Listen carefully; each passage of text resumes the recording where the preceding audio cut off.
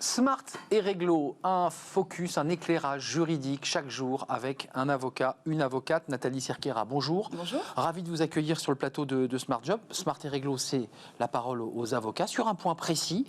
Avocate associée pôle droit social au cabinet Berset. On s'intéresse aux congés payés. Il y a eu, il y a quelques mois, puisque l'affaire a été réglée, une inquiétude des chefs d'entreprise sur les congés payés. Ils se sont dit, mais moi j'ai des caisses de congés payés, c'est comme ça qu'ils le disent. Et je ne pourrais pas payer. Qu'est-ce qui s'est passé? L'État a fait une aide exceptionnelle, c'est bien ça? Alors c'est ça, c'est l'actualité. L'État a mis en place une aide exceptionnelle depuis le 1er janvier, qui devait s'achever au 31 janvier, et qu'ils ont décidé, là tout récemment, il y a un décret qui est sorti le 20 janvier, ils ont décidé de le décaler jusqu'au 7 mars. 7 mars, voilà. Il y a un répit. C'est ça. Ce qui ne règle pas tout, hein, si je peux me permettre. Hein. Pas du tout, non, pas du tout. C'est simplement pour donner une bouffée d'air à nouveau aux employeurs, pour essayer de régler ce sujet, puisque effectivement, les compteurs de congés payés qui s'accumulent, c'est un vrai sujet. Alors, ça s'est un petit peu réglé. Heureusement, cet été, on a été déconfinés. Donc, nous avons tous pu prendre... Éclusé. Exactement. En revanche, c'est vrai qu'à Noël, même si on avait cette autorisation, les gens étaient moins enclins à partir. Donc, ils ont moins pris.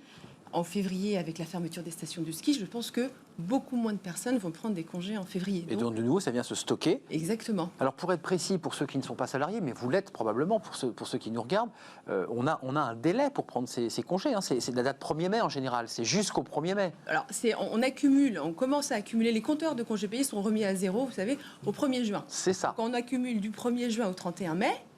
Puis après, il faut les utiliser. On peut même les utiliser au fur et à mesure.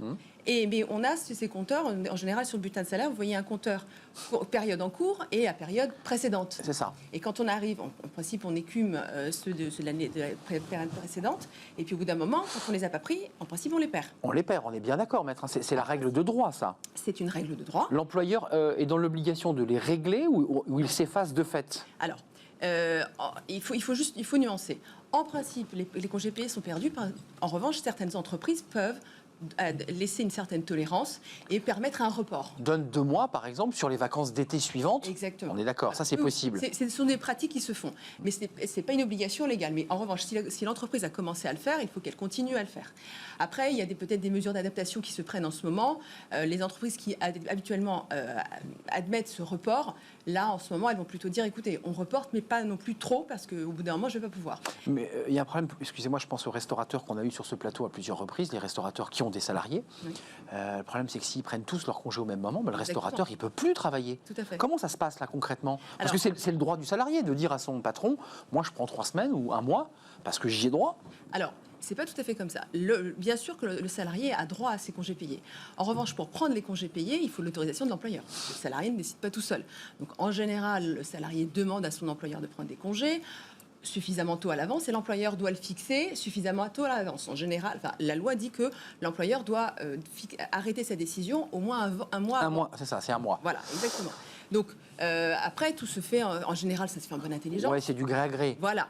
En revanche, on a eu une mesure exceptionnelle qui a été prise au mois de mars et qui permet, dans une certaine mesure, aux employeurs d'imposer aux salariés de prendre des congés. Est-ce qu'avant cette règle un peu particulière qui est liée au contexte Covid, si on se replaçait en février ou en janvier 2020, c'est-à-dire là où tout était beau et ensoleillé et sans masque, est-ce qu'un employeur pouvait imposer des congés à son salarié ou à ses salariés? Dans les cas exceptionnels de fermeture de l'entreprise, uniquement. Quand l'entreprise ferme, on demande aux salariés, entreprise fermée, c'est en août souvent, donc prenez vos congés, les usines, voire même parfois des chaînes de télévision, on s'arrête et donc vous prenez les congés à ce moment-là. Et il n'y a pas de recours possible pour le salarié? Non, c'est une fermeture annuelle qui est décidée par l'entreprise et qui concerne tous les salariés, ça s'impose.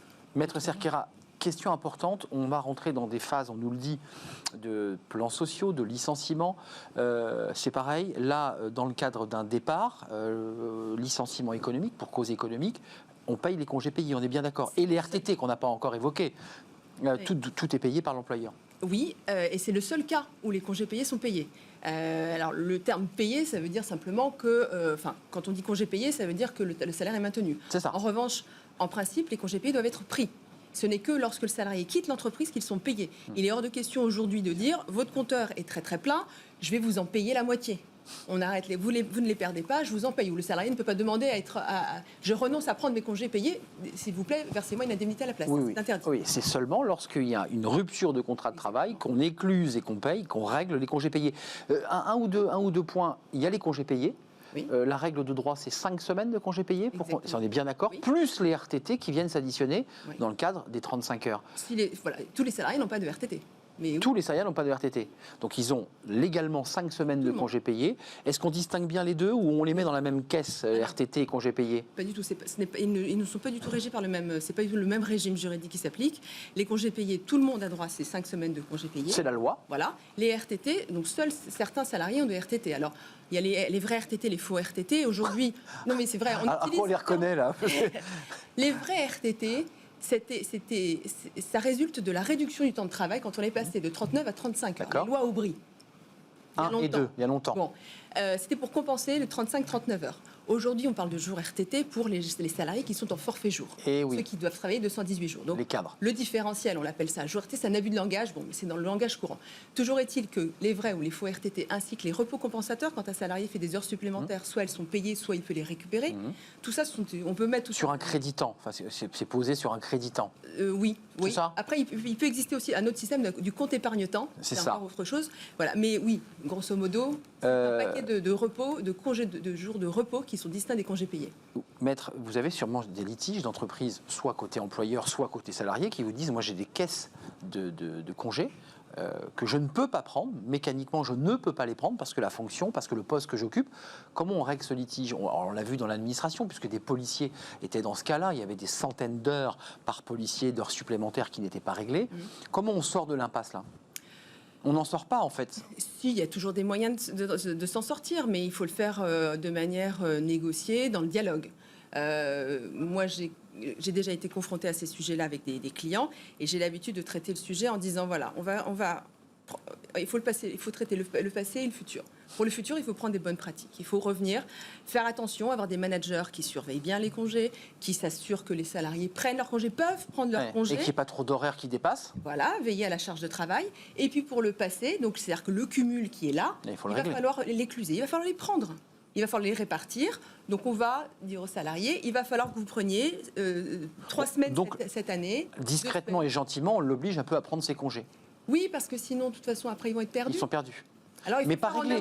On ne peut pas négocier le règlement de ces congés, on est bien d'accord. Non, mais c'est important de l'entendre. Voilà, certains pensent qu'on peut négocier. C'est interdit. On ne peut pas le faire. On ne peut le faire qu'au seul de tout compte quand un salarié quitte l'entreprise. Non, mais je voulais vous faire répéter, parce que beaucoup de cadres pensent qu'on peut rentrer dans une négociation où on peut se faire racheter ses jours de congé. Non, parce que le congé est vraiment lié à la santé. Et ça, c'est un principe qui est très, très important dans le travail. Et il faut vraiment préserver la santé des salariés. Donc, il faut leur permettre de prendre ces congés. Après, on s'organise pour les prendre au fur et à mesure. Quand on ne peut pas, on s'organise pour les... On l'étale sur les 2 prochaines années, par exemple. On les saupoudre, comme on dit. Exactement. Merci Nathalie Cerqueira d'être venue sur notre plateau. C'était un plaisir, avocate associée pôle droit social au cabinet Bercé.